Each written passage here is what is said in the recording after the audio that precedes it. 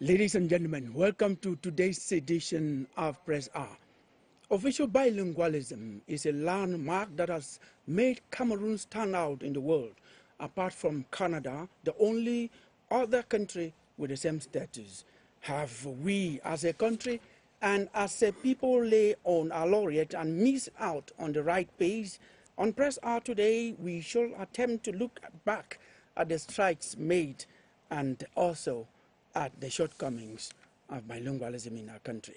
The Bilingualism Week coincided with the activities of the Youth Week that will culminate in the celebrations to mark the Youth Day on February 11. The emergence plan for Cameroon is no doubt with the youth in mind. On the program today, we shall equally look at whether the young people in the country are at pace with this.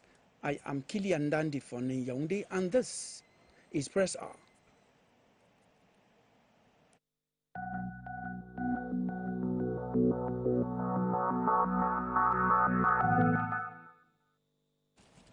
If you're just joining us, this is Press R, and we are broadcasting live from CRTV Studio number 4 at Mbalatu in Yaoundé. To talk about our topics for today, we have the following guests that we've invited for you. Fadimatu Eyawa Usmanu is the president of the National Youth Council. You're welcome to this program. It's a singular pleasure for me to have you on Press R. Thank you very much, Mr. Kilian, and I'm really grateful for CRTV to invite me in this program. It's my real pleasure to be here today. So how are the Cameroonian youth doing for someone like you to be their leader? So how are they doing? I should ask you this question, especially during the Youth Week. Cameroonian youth are actually celebrating the 60th edition of the National Youth Day, and they are in all the 10 regions of Cameroon celebrating. So we have a lot of activities going on. We're going to have the opportunity to discuss about that. Okay. Now I introduce another lady, Momma Sandrine. Momma Sandrine is the corporate communicator. She is a journalist by training and working as a corporate communicator. You're welcome, Sandrine. Thank you so much, Kilian. Good day to all our viewers out there. Yes, and I have Aimé Bomki. Aimé Bomki is an official in the cooperation unit of the Ministry of Youth Affairs and Civic Education. You're welcome. Thanks so much, Mr. Kilian, for giving the ministry this August opportunity during the National Youth Day to be part of this prestigious platform and to, in one word, express what we are doing for young persons in Cameroon. Thank you so much. You're welcome. And let me turn to the Inspector Coordinator General in charge of the teaching and promotion of bilingualism in the Ministry of Secondary Education, and this is Mr. Sama Robert Echo. You're welcome to this program, sir. Thank you very much, Mr. Kilian, and good afternoon, televiewers. It's good to be here. How is the Ministry of Secondary Education doing? Waxing seriously strong. And our mommy, Professor Nalova Lyonga, how is she? She extends her lovely greetings. Thank you so much. We have another person on the seat that we are going to introduce to you, who is just coming in. Yes, Mr. Cho Kenneth is translator and researcher in cultural diversity. You're welcome to this program. Thank you, Kilian. And it's a pleasure, especially as almost every year at the same time we meet on this prestigious platform to discuss issues concerning bilingualism. Thank you very much. You're welcome. Translator, I know, expert in cultural diversity, what does that mean? What do you put into that cultural diversity? Just take a look at the landscape of Cameroon. How many cultures do we have in Cameroon? Okay. So Cameroon is a culturally diversified country. So if you want to understand Cameroon the way it is, then you need to study cultural diversity. because we can only become a united country if we know the exact specificities of our Thank you diversity. so much that I now understand we are stronger because we are diverse. We're using our diversity in unity to make Cameroon move forward. And at this point, we're going to invite Clovis Bawe, who read the newspapers for Press Hour during the week. Clovis.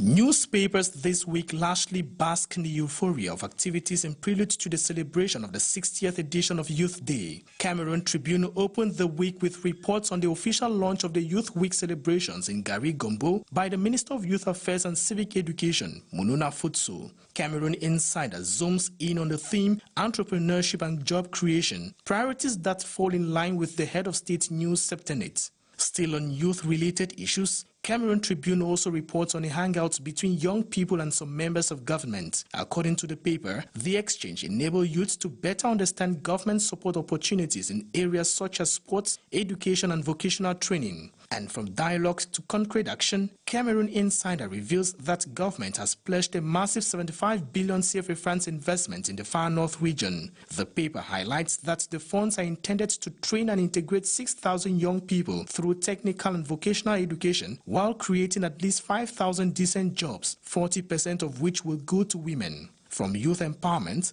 the papers shifted to national cohesion. Bilingualism and multiculturalism also claimed their shares of headlines this week. The Guardian Post reports that during the launch of Bilingualism Week, the Minister of Secondary Education, Professor Naluva Lyonga, called for the responsible use of artificial intelligence in schools. In a related development, Municipal Updates reports that during the New Year Wishes ceremony at the National Commission for the Promotion of Bilingualism and Multiculturalism, the Commission adopted resolutions aimed at strengthening community dialogue nationwide. Adding more depth, Eco Outlook notes that the Commission also intends to scale up activities in 2026 after recording a 90% execution rate of its 2025 action plan. Meanwhile, the war against corruption remains firmly on the agenda. The Guardian Post reports that the National Anti-Corruption Commission recorded over 8,000 corruption cases in 2025 alone. Building on this, Cameroon Insider says the Commission is calling on citizens to fully support its efforts as it intensifies the fight against graft in 2026. On the international front, Cameroon continues to fine-tune preparations to host the 14th World Trade Organization Interministerial Conference scheduled for March. Cameroon Tribune of February 3 reports that a WTO delegation was in the country on an inspection visit, while editions of February 5 carried by both Cameroon Tribune and Cameroon Insider indicate that Cameroon's level of preparedness was rated satisfactory by the visiting team. Just when many thought the dust had settled, the Douala Seaport saga returned to the front pages. Cameroon Insider reports that the government has explained why Société Générale de Surveillance was retained for the scanning of goods at the port. Meanwhile, the Guardian Post says the Prime Minister's decision to reinstate SGS has introduced a new twist to the matter. The Horizon reports that the struggle over control of scanning operation has split government officials into opposing camps, while on February 4, the Guardian Post openly questions the silence of President Paul Biya as the controversy deepens. In sports, the MTN Elite One Championship continues across the country. Cameroon Tribune reports that after Day 2 matches, the so-called giants of the league are yet to assert their dominance, noting that defending champions Colombe and Canon of Yaoundé are still without a win. Meanwhile, the Herald Tribune reports that PWD of Bamenda delivered a convincing performance, thrashing Stade Rennais on home soil. Well, those were the papers for you this week. Thank you for the pleasure of your company. Do join us again next week on Press Hour for another look at what the papers will be saying.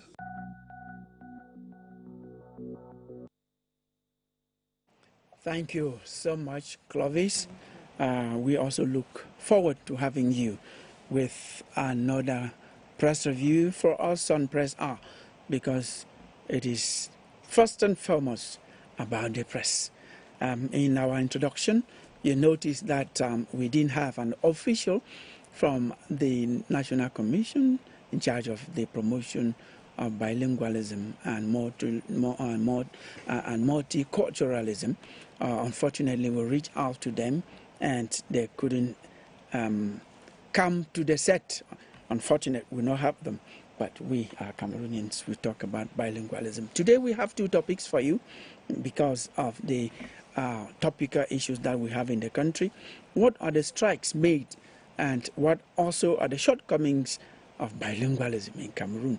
The other topic is what youth are we preparing for an emergent Cameroon? We're going to start with bilingualism.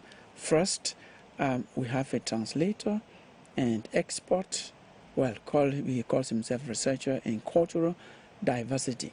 So if you were just to assess first, generally, the level of bilingualism in our country, what will you say? Kenneth? Yeah, thank you, Mr. Killian. Actually,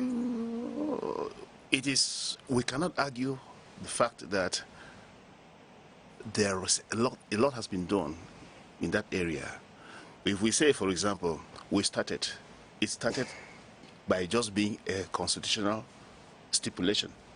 Then moved from there, the creation of linguistic centers, the creation of bilingual schools, and most recently, the creation of the commission.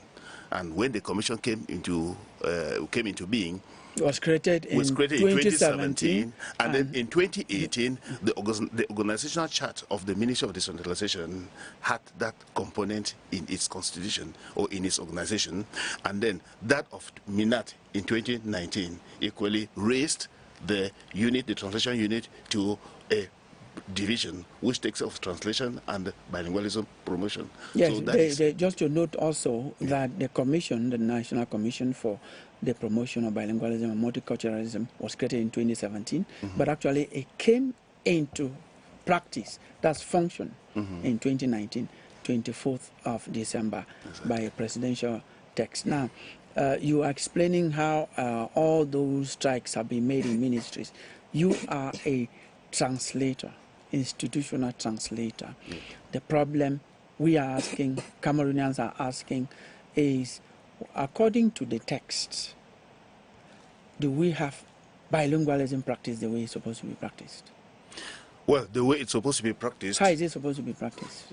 You did not even allow me to. You asked whether it is practiced the way it's supposed to be practiced. Yes. Yeah, I think from the constitutional provision, every document, every official document, before it goes to the public, is supposed to be in the two official languages. You will see they are doing it, but not at all levels, not all the time. They're doing it not at all levels, not all the time. There are times, maybe due to pressure, a document appears in one language, then before the other version comes in. And I'll even take you to a certain level, Mr. Killian. You know the State of the Nation's address. I would want to ask you if you've ever listened to it in the other language, first hand. Maybe no. So you see that there are certain levels where we are normally supposed to be getting such addresses in both language from the same person, so that each Cameroonian can consume it first hand. But when you are getting a translated version, from an interpreter, it gives the bilingualism practice, some loopholes. I have to ask you a question on that. The question is simple. What do you mean by first hand? If it's translated, is that a problem? Does the text say that you must speak the two languages? I don't think so. No, it doesn't say so. But the issue is that who is the leader? Who is taking the first step? No, it's about the text. It's not about the leader. The texts do not say that Kenneth, for example, must speak the same level of French as he speaks the same level of English. Yes. I don't think that the text says that. Yeah, you're right. So what is the problem with the first citizen? No, I don't have any problem with that. I'm simply saying that when we can get even a statement from him in English, because if he does, everybody will toe the line. When he doesn't, those who follow him will not feel that obligation. He has spoken English in many occasions. He spoke in Bamenda, he spoke in Boya, he spoke in the U.S., he spoke, from time to time, he speaks. You say he spoke in Boya, Bamenda, in the U.S., I think 3. No, I'm just giving examples. All right. Well, I was simply saying, I quoted just one, the State of the Nation address, just that. Yes, just that. Because if you see, you are saying well. In short, you are doing well by saying that he has spoken. When you cite those occasions, I think I've watched a video in which he spoke with the U.S. ambassador, and that video, I never knew he could speak English that way. So my problem now is simply that in the State of the Nation address, if we can get just one paragraph in English, then those who are listening to him live will feel that he is talking to them. Well, I am not here to answer for him. I was just going to say that the text doesn't say that. You just wish that it should happen that way. Exactly. So he hasn't broken any law. No, he hasn't broken Thank any you. law. We have to be very straightforward on that. Now, I'm not done with you. You are a translator. Do you have the text come to you before they are published? Or when the texts come, let us say dominantly in French, do you even insist that where are the texts? Or you just sit and wait and say they've not come, so, well, when they will come, I will translate them? No, you are the back office staff. As a translator, you are the back office, not the front office staff. Meaning that a text is conceived when it has been fine-tuned in the language, in this language of conception. It is now sent to the translation department for translation. And if it is not sent, how will you go for a text you don't even know whether it exists? Okay. So you wait. When it comes, you do. But what happens generally is that, in short, in the structure where I work, most texts come before they are published. They come for translation before they are published. But generally, elsewhere, we see texts that go for public consumption untranslated. Yes, we have someone here who is very bilingual. You will confirm that with me. The National Youth Council President, Fadimatu. You don't go around anyhow. We're still very happy to have you here. How did you manage, first of all? What happened? How did you come about to be bilingual perfectly? What extra effort did you make? Thank you for giving me the floor.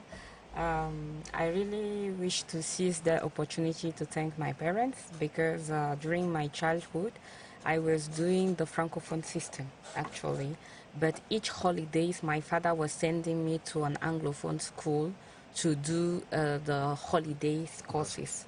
So it created a sense of real belonging as a Cameroonian because we are from a country which is bilingual. So my parents worked from my basic education to make sure that I will be perfectly bilingual since my childhood. And then when I passed my baccalaureate at the university, I was doing a Francophone studies school in the University Institute of Technology where I was doing IT engineering.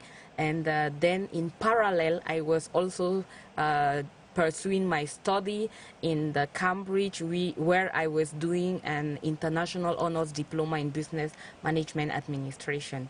So it gave me the possibility. In the morning, I was doing university in English. In the afternoon and evening, I was doing university in French. So my days was already bilingual. And then when I passed my bachelor, I was defending quietly the same day. So, when I was working, every time I was just English and French, I can switch from one language to the other. And I believe it's a chance for Cameroonian young people to have this capacity to learn French and English in their academic background because it is an advantage for us, because it is often said that our bilingual heritage is not a problem to manage, it is a strength to harness. And when I find myself into international platform, I used to be the translator at the continental level. When we have Pan-African Youth Union meetings, most of the time Cameroon is always being searched. Like, where is the Cameroonian lady? She could translate for the SADC countries and all the Anglophone countries in English, and for the Francophone countries, I will be translating from English to French. So most of the time, even sometimes, Cameroon is not part of a meeting. but I have the opportunity to be part of the meeting just because of my bilingualism. And sometimes I even serve as a volunteer at the level of the African Union to be a translator. Just it's a passion for me. That is just wonderful. No other person has to tell you a story. You're telling your story yourself. And let me just go into the law number 2019 /019 of the 24th of December 2019 on the promotion of official languages in Cameroon.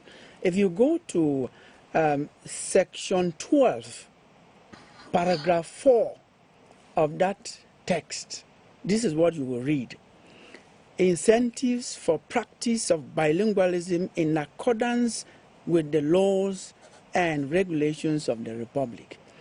What I understand here is that people who are as bilingual as you are should be promoted. They should have some special considerations to encourage others to be like you.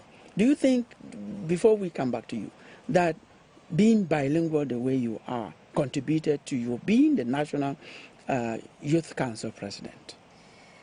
I think it was just a plus because it's not obligatory to a Cameroonian who feels free in French, or whether in French or in English, to be at that position. You should just be a Cameroonian representing one of the 10 regions of Cameroon. But it was an advantage for me as a bilingual person to be able to speak in both languages so that I can express myself and discuss with each part of Cameroon as being part of this region. So it is, how to say, I really feel proud to be a Cameroonian and to be bilingual because it makes a strong bond. It creates a strong bond between me and my fellow peers from each regions of Cameroon. And in addition to that, when you go up country, you speak Fulfulde with ease. Well, what a special person. Apart from these 3 languages, is there another language? I speak Arabic and I speak a little bit of Germans also. Can you imagine that? So we're going to go around. Yes, Sandrine, I'm going to go with you as a corporate communicator, as a journalist. What's your level? How do you appreciate bilingualism? How do you use it in your workplace? Okay, thank you, Kilian. First of all, I would say at the level of my workplace, I try my best to use both languages in communicating because Cameroon is bilingual, and if we are sending out messages to the public, it has to be in both languages so that everybody receives the message and understands it very well. Now, appreciating the level of bilingualism in Cameroon, I would say that a lot has been done so far. Yeah, it is true that it went operational in 2019, but then it was created in 2017. For the commission. If a baby is born in 2017... For the commission. Yes, but in the preamble of the Constitution, fundamental law of Cameroon, we are told there that we have 2 official languages, French and English and French, and of equal value. Okay, go ahead. Yes, Kilian, that is known. But we do understand that, for example, what we study in school in terms of theory is not usually the same as practicals. We have that penned down already. But now we had the commission that was put in place in order to reinforce this. And like I was saying, that is true. This commission was created in 2017, went operational in 2019. But then we would understand that from the time of its creation, groundwork was being done and a lot of things were being put in place to push forward this agenda. Now we've seen a lot of impact in our society. We see workshops, we see more ministries getting into bilingualism, sending out press releases in English and French, all of that. But then, Kilian, on this platform, I'll be saying that there is a lot that still needs to be done.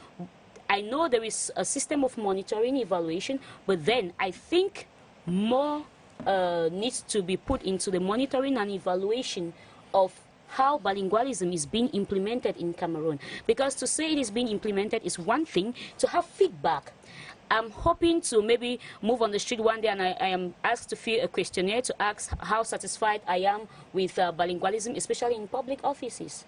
You know, there are offices you walk into and just the fact that you're speaking in a particular language, nobody wants to attend to you. We are still at that level, Kilian. Even filling that form in the streets. This is the form you are filling here on Press R by telling those people that this was supposed to happen. Exactly. That's why we would have really loved a representative to be here, but you said because of other reasons they are not here. But I believe they are watching, and we are hoping that they should put in place a very strong monitoring and evaluation mechanism. We like feedback. We want to have feedback. This that has been implemented in this region, how far did it go? And what has changed from the time when it was implemented? We want that feedback. Thank you so much. Mr. Sama Robert Eko is the Inspector Coordinator General in charge of the teaching and promotion of bilingualism in the Ministry of Secondary Education. Ministry of Secondary Education is the core, the midway between basic and higher education, and it is here that you test and then you actually make sure that you get those who have had it right in basic education to help them to continue in higher education. So what are you doing in the secondary education sector to teach and promote bilingualism? Thank you very much, Mr. Killian. As the previous speakers said, bilingualism is on the rise in Cameroon, despite all the setbacks that they might have had before. In the Ministry of Secondary Education, I may have to base my little expose on the legal framework. Then we look at strategies in the promotion of bilingualism and challenges rather than shortcomings. I prefer using the word challenges that we face as a euphemism. From 1961 to 72, right to 1996, bilingualism has always been a major provision enshrined in all the different versions of fundamental laws in Cameroon. And Article 1, Paragraph 3 of the Constitution states English and French, like a previous speaker said, are the official languages of equal status. And that means when we come to documents, postals, we must ensure that they are done in either languages. Now, in the Ministry of Secondary Education, that is considered as the incubator, okay, of the kind of bilingual personalities that we want tomorrow in this country. You have to be bilingual, not just necessarily you speaking English and French, but you speak English and French correctly. And that is why we have syllabuses and programs all along the way, right from 1963, when the first bilingual secondary school was created, and that was called the Federal Bilingual Secondary School in Manoabi, and which later on moved to Boya. And in 1969, the former President Amadou Ahidjo, His Excellency President Amadou Ahidjo, he inaugurated the grammar school, what we call the Federal Grammar School Moliko, Boya, which is now called the Grammar School Moliko, Grammar School Boya, which is found in Moliko. Around that time, we had the Government Bilingual College, which we call CBA in French, being created in Yaoundé. And later on, 10 years after, because that was in 1965, 10 years after, we had the Government Bilingual High School at Essos. So within a period of 10 years, Killian, we had just 3 institutions that were to showcase bilingualism. But guess what? Between that time and now, we have more than 500 bilingual secondary schools existing. And to add more juice to it all, we have what we call the program, Special Bilingual Education Program. And I'll come later on to explain that. Yes, you will come later on to express that. Let me ask you this question that many people ask. They say the bilingual schools that we have, GBH, GB, call whatever you call that, we are told that they are not actually bilingual, but that in one campus you have 2 separate subsystems functioning instead of being bilingual, except for the recent pioneer called them test bilingual classes. Okay, if I may hasten to say, we have 4 types of setups in the secondary education ministry. The first one, we talk of classic schools, like Lycée Général Leclerc, where predominantly you have subjects taught in French. But they are implementing the special bilingual education program, where English is taught intensively to those who choose to follow that particular program. We equally have the regular bilingual schools, where students of English subsystem and French subsystem are juxtaposed.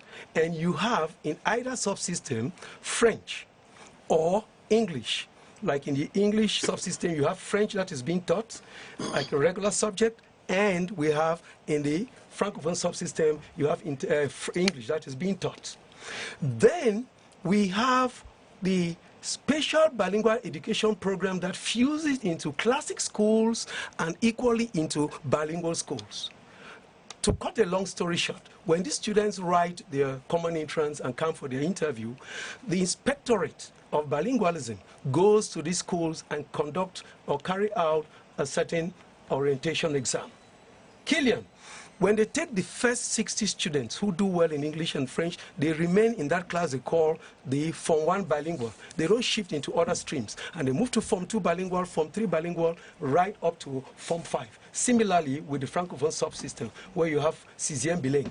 I tell you, you go to any of these pilot schools offering the special bilingual education program, converse with any student in any language, you will be amazed that the cultural approach, they will be answering you in English as though these were Anglophone students or in French. Okay, thank you for that answer.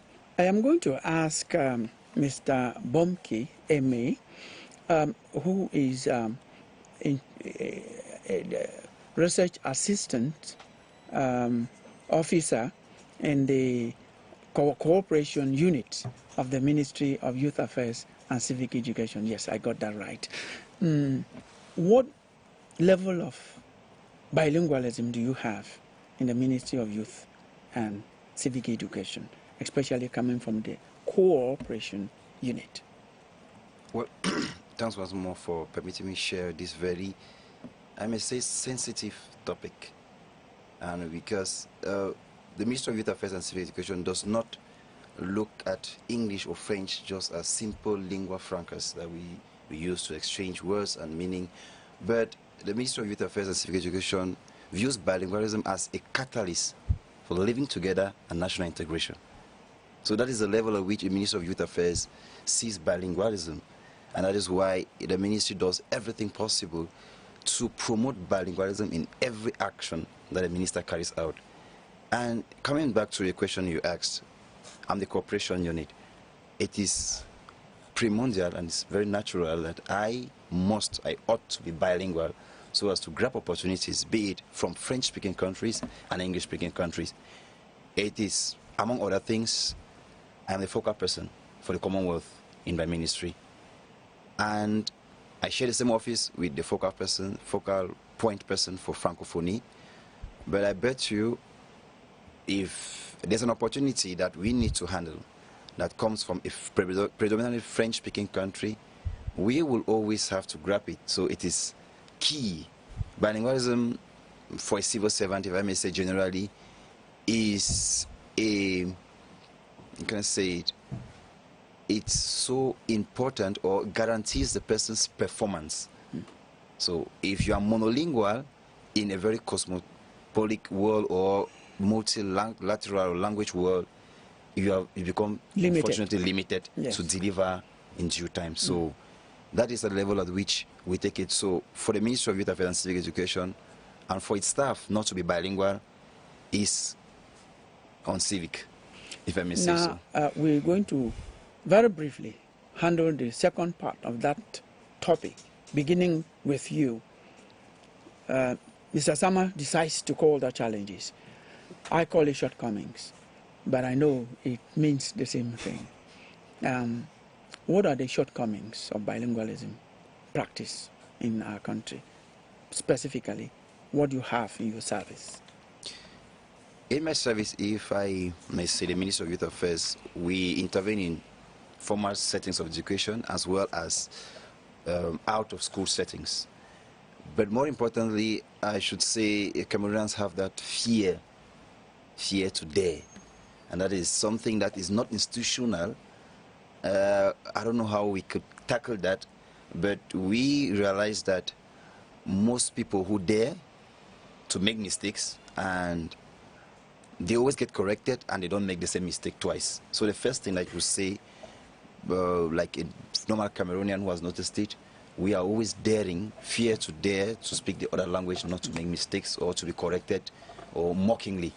So I think that that is the highest thing that really strikes in my, that comes to my mind right forward. Yes, Fadimatu, what are the shortcomings that you can bring? What are the challenges that stand on the way of our practice of bilingualism, that stand on the way of people being like you? For some people, I will talk about the gap in the implementations, because bilingualism is not proven in speeches. It is proven in classroom, offices, and everyday service to citizens. Yeah. And there are some people that are not feeling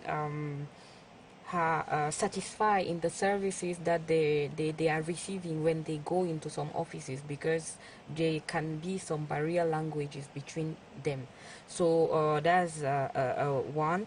And then there is a educational limitation, because language teaching often focus on passing exams for some of the youth, because there are some youths that in each system, as the Inspector General said, we, the Francophone, learn English as a topic. Some of them just learn English to pass the exam, not to practice in the day-to-day life. And then later on, when they are working, they regret. They say, oh, I will have loved to follow the lessons, the lesson more carefully and to practice it in my day-to-day life, so that I can be able to express myself fluently while serving my fellow citizens. Yes. Also, there is a perception of imbalance that really happen when a citizen feel that their language is not equally valued in practice, which is, it creates a kind of frustration and weakens the trust. Also, I will think about the fact that these challenges that people are facing can be solved at some point. Thank you. Yes. The last question before I go back to the Inspector Coordinator General. Yeah. How are you using your position to impact the youth to be bilingual? Okay.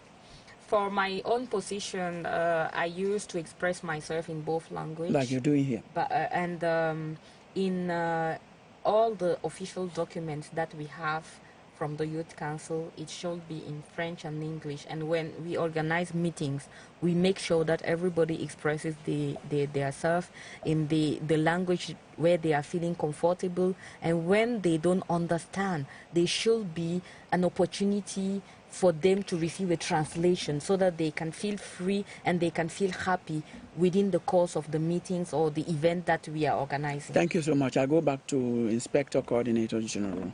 The challenges, I will use the word that you're more comfortable with. So what are the challenges? Yes, Killian, there are a couple of challenges. Remember, we are talking of the promotion of bilingualism.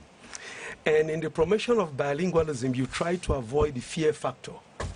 So people are not forced per se, but they are persuaded through a more positive approach. And in the challenges that we'll be facing, we take into cognizance the fact that recently we celebrated the National Week of Bilingualism. This is where students come out to showcase their bilingualism, which they have mastered through these clubs, bilingual clubs that they have at school, which enable them to interact with those of either subsystem. Another thing which you must appreciate is when it comes to challenges, we do have shortage of language teachers. We have shortage of teachers everywhere, that's true. But particularly shortage of language teachers. Why?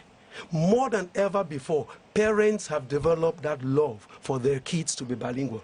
And so many of the kids that go to secondary schools would like to carry out the option that emphasizes on the language. And I would like to give you the challenges and solutions that the ministry is already putting in place to solve such challenges. One of the solutions that we have to appreciate is that the government has come in recently to resume the employment opportunities through competitive exams. into higher teachers training colleges, and they're emphasizing more on language teachers. Secondly, we do have in the Ministry of Secondary Education the Distance Education Center, which enables lessons that have been recorded into a platform. It enables students to log on to this platform just in case they may not have a teacher in the class at that time, and they're able to follow lessons in the respective modules that they are lacking in. Thank you so much. Kenneth, you give the shortcomings as a specialist in translation, especially. You go closer to language here than so many of us. We move on to the second topic, of course, which is talking about our youth. Yes, shortcomings, call them challenges if you have to go by Mr. Sama's word. Yes, I think I will join you in calling them shortcomings. And the first shortcoming, you see, as we have been discussing here, we notice that along the path to effective implementation of bilingualism, the Commission is the latest institution. And that institution came up to be the watchdog. And it must have touched you to notice that Mr. Sama is just talking about the closure of activities of the National Bilingualism Week. The National Bilingualism Week, we call it. And we have a National Commission for the Promotion of Bilingualism and Multiculturalism. And throughout this week, I don't know whether you felt them. If you did, I didn't feel. And I want to believe that even if they were not supposed to be within this week, I think another week is supposed to be there, which is championed by them.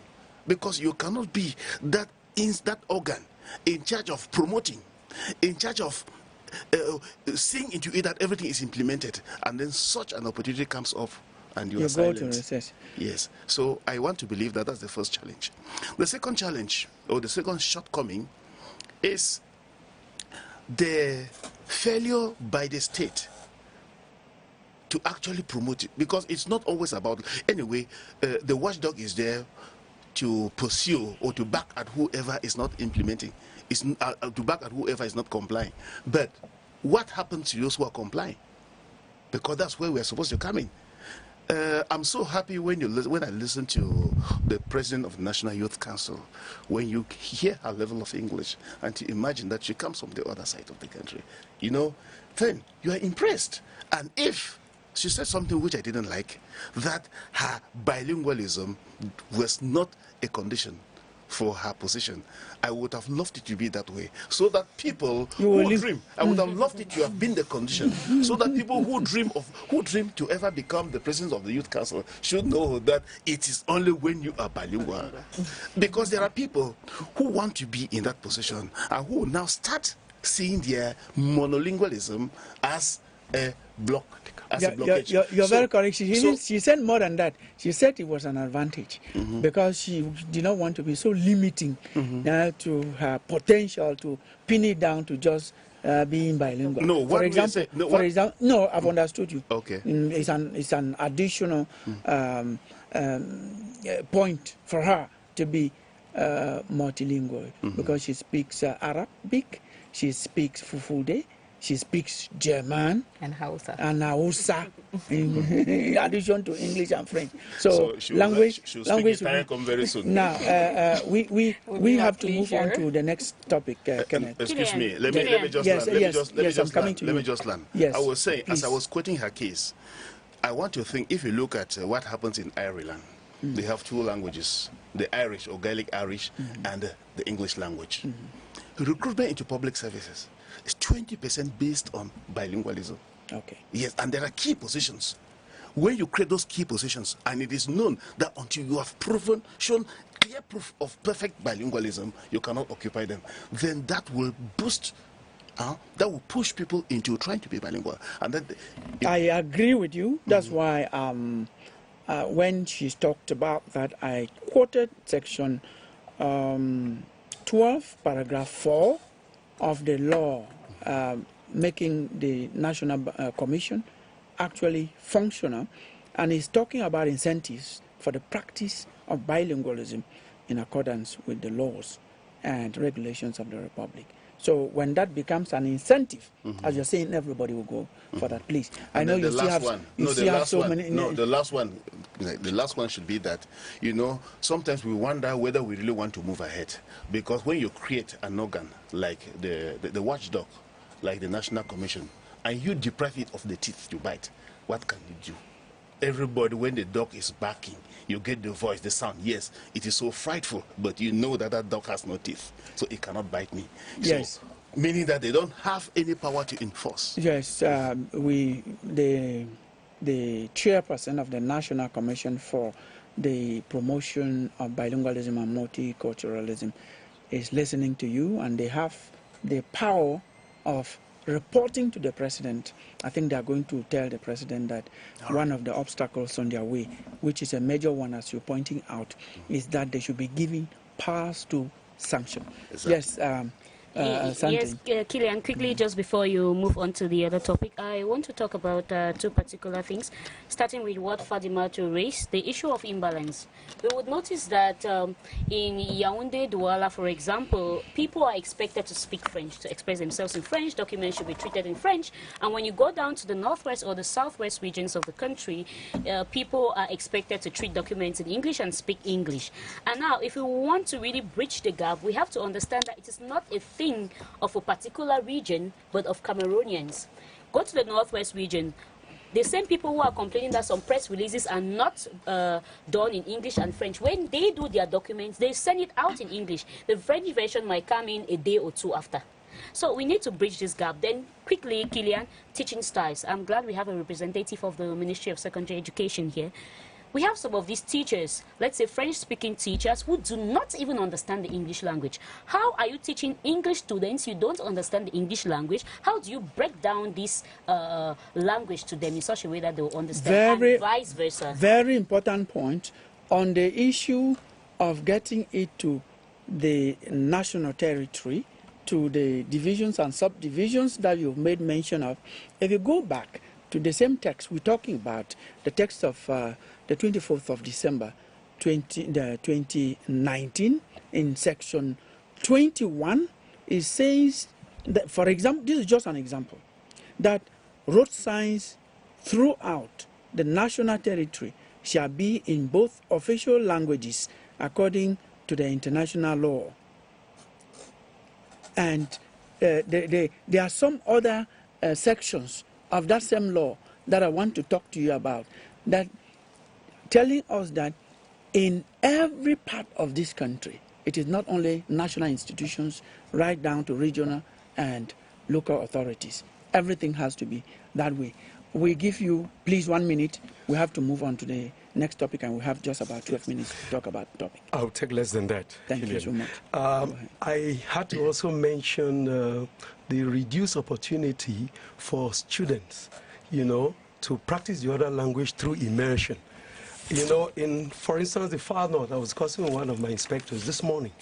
You have students who are predominantly Francophone in their upbringing or in their setup. Now, when they learn English, they only do that formally at school. When they come back home, the environment is not auspicious, okay, for the promotion of this English language. Unlike a situation where you could have a student come back now to an environment which will make that easier for them. Okay. So what the ministry does, for instance, in École Normale, when it has to do with student teachers wrapping up, those who have the Francophone subsystem, they are sent to Anglophone regions. So they carry out that practice and vice versa. Thank you so much. We've been talking about what are the strikes made and shortcomings of bilingualism in Cameroon. Now we're going to move to our second topic, which also is the topic of the moment: what youth for an emergent Cameroon. The plan is that by 2035 we should be an emergent nation. Now we're asking, are we at pace with this plan so that by 2035 we are an emergent country? Now I'm going to go back to the assistant research officer in the cooperation unit of the Ministry of Youth Affairs and Civic Education, who has been following the activities of the ministry within this Youth Week. to tell us what have been the peculiarities of this Youth Week this year. Mr. Bomke. Oh, thanks so much, Killian, for once more using this platform to elaborate on what we have been doing, maybe just for this week, and then what we plan to do. The peculiarity about this Youth Week is, first and foremost, is the 60th anniversary of the Youth Day.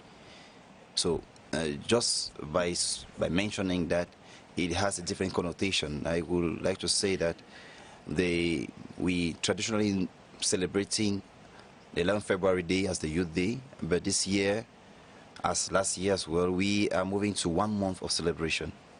So 1 month of celebration because it permits other young persons to celebrate wherever they are. So we are not forgetting our diaspora, and it's a possibility to invite them, each embassy, each country where Cameroonians are, to take a day in February and stop, meditate, and celebrate their youthfulness.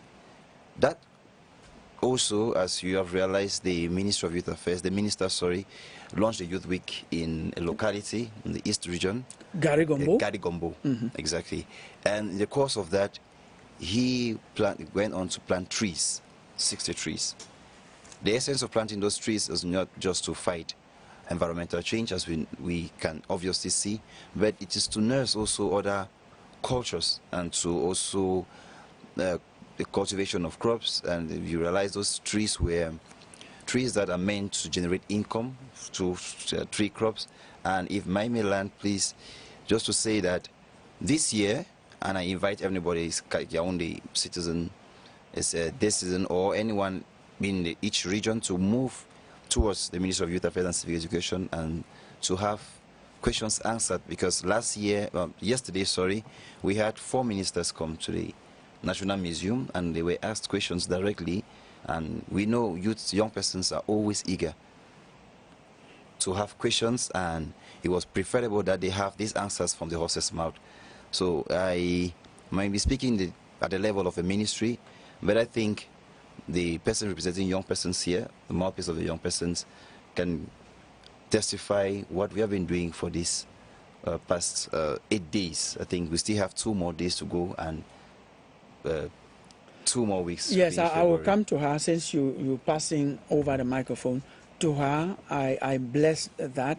I watched her speak at that ceremony yesterday, and there's one thing which I took from your intervention, that youths have been trained. You wish to see them pass from training to action. So how do you make that happen at your level as their leader? To make young people pass from just capacity building to practicing, we train them most of the time into our various workshops and events that we organize in collaboration with the various experts.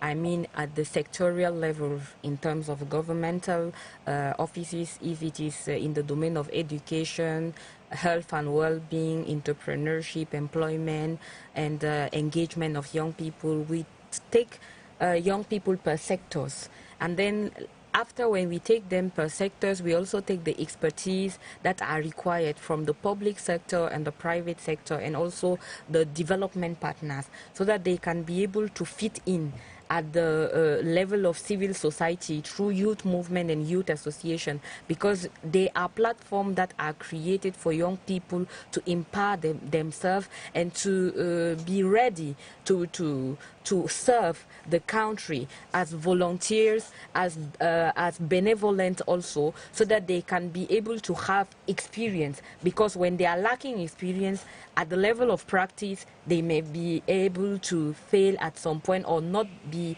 properly ready to fit in the requirement. Back to you, Mr. Bomke. What we see today are youth who are actually, for the most part, derailing.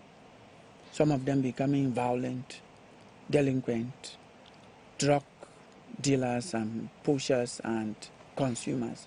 What's happening Are you not doing your work well in the Ministry of Youth Affairs and Civic Education? Well, I will start by jokingly saying that the presence of doctors and hospitals is not the fact that we don't have healthy persons in society. Yes, continue. So we are doing our work, and unfortunately, it is always very easy to see a stain on a wall. So much is done, and much is done through the Project REAMOS, which is the National Program for Civic and Moral Rearmament through Entrepreneurship. This program aims actually, we are not denying that there's this cankerworm. We are not denying at all. But we are doing everything, putting hands on deck to correct and for young persons to champion and to talk to their fellow peers and bring them out of all of these moral decadence that we are noticing. Now, there's one question that I will ask everyone on the set, beginning with you. Emergent Cameroon by 2035. When you look at the pace at which we are going, will you say that by 2035 we will be emergent? The youth will meet an emergent country? Everybody answers this question. Yes, I will say yes, straightforward yes, because to say that when we look at what is being done in the country, infrastructure-wise, and the policies that are put in place in Cameroon, and I will say yes also because the Ministry of Youth Affairs and Civic Education has drafted 2 key documents, and those documents, everything being right, and we are very hopeful that it will be right. We have the national... Thank you. Those documents, I don't know how they are going to make us emergent. Thank you. I say everyone on set will answer that question. Yes. I will say that the young people are not only the leaders of tomorrow, they are the builders of today, and also they are the drivers of today's transformation. So an emerging Cameroon requires youth that are skilled, that are responsible, innovative, united, but also civically engaged, because our citizenship, our patriotism should be the guideline for young people to be able to contribute to the building of a strong and prosperous Cameroon. Yes, Sandrine, are we at pace? That's when you see the way we are going. Are we going to emerge, to be emergent at 2035? Well, maybe we should know what a country looks like when it's emerged before we say this. Okay, go ahead. Killian, I would say maybe 5 years ago I would have categorically said yes, but now I doubt if my answer will be yes, because when we look around and we see the youth, the Gen Z youth now, we are trying to bridge the gap between the millennial era and the Gen Z, and that is a very big challenge which we have to look at in every sector, especially with the advent of AI. We now have lots of young people out there who are not ready to work. They are not ready to put in effort. So I would say that it takes our collective efforts at the level of the educational sector, as parents, and even as communicators, to be able to talk to the young people out there, to change the narratives, to cause them, to be able to work towards these emergence we are talking about by 2035. Because if we just sit and fold our arms, that we have enough youths in the country, but do we have enough productive youths? Do we have youths who are ready for emergence? You are a pedagogue from the point of view of pedagogy. You go by assessment, setting standards that you have to meet before you can say, okay, I'm moving towards my goal. Are we at pace to get there in 2035? Absolutely yes, Killian. That's in 9 years' time. And in 9 years, so many things can happen. So can we be like when you go to Dubai? Because those are countries that have emerged. It is possible. As I've said, it's got to do with the goodwill of people. And do not forget, within the confines of secondary education ministry, we are very proactive. At the point where we are, we know violence at school is a major issue. And recently the Minister of Secondary Education, Professor Nalova, had to go down to Douala on a Sunday to talk with the different stakeholders. So this attitude or this ability to be able to troubleshoot will enable us come out with strategies that will harness these youth and put them on the right rail. Thank you. And then I have Kenneth. Are we moving the pace at which we are going? Are we going to be there? Yeah, I want to think we are moving towards the right direction, but the pace is quite slow. If you listen to the president of the National Youth Council, she said an emergent youth should be that one. For an emerging Cameroon, we need youth that are educated. And responsible. No, I've just quoted one. She gave a series. I want to work on one. You know, we have 1 minute to go. Exactly. That's why I want to take just one. Yes. Recently, you saw a huge government communication rationing access to education. Rationing access to education, where in a country that has about 36 million inhabitants, only 600 can have access to the PhD, and they are the youth. Which youth do you want to have tomorrow? That's just one example. Yes, you said you give one example. Exactly. There at PhD level is supposed to be selective. There's just selective. There's just no question about No, there's a problem. Yes. Excuse me, Killian. There are certain messages we don't get correctly. It can be very selective. Being selective doesn't mean that you limit the number so much. Selective, you tighten the conditions so that everybody who fulfills the conditions should be somebody who is capable of doing it. Okay. But now when you reduce the number, the focus now is on the number, not the quality of the person who has to go in. So my issue is that has limited a lot of access to education. Now, we are not going to extend the debate, but you know they are also doing that in the function of their facilities, of their services. That's, to me, what they can have. They should not take 1,000, 2,000 when they will not be. You were talking about teachers and some other shortcomings. Exactly. I think we have to take all of that into consideration. Correct. But I appreciate you for your point of view. Kenneth Chuo, who is translator and researcher in cultural diversity. Thank you so much, Fadimatu Eyawa Usmanu, President, National Youth Council. Thank you so much, Mama Sandrine, corporate communicator and journalist. We are so pleased to have had you. Mr. Sama Robert Eko, who is Inspector Coordinator General in charge of the teaching and promotion of bilingualism in the Ministry of Secondary Education. And to you, Mr. Bomki Eme, who is the Assistant Researcher in the Cooperation Unit of the Ministry of Youth Affairs and Civic Education. And to you, ladies and gentlemen, we are so glad that you were part of this program today.